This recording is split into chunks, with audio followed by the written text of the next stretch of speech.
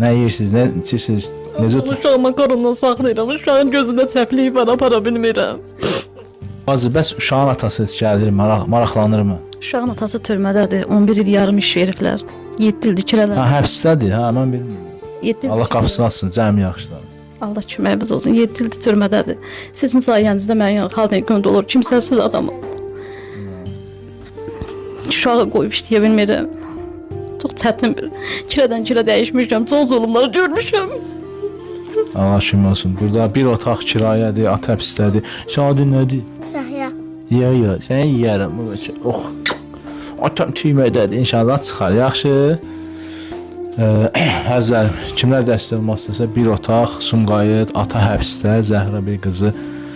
Bəs bazı nə yeyirsiniz, nə içirsiniz? Vallahi düz deyim, o sual vermək, amma insanlara bunu deməliyəm, qoy.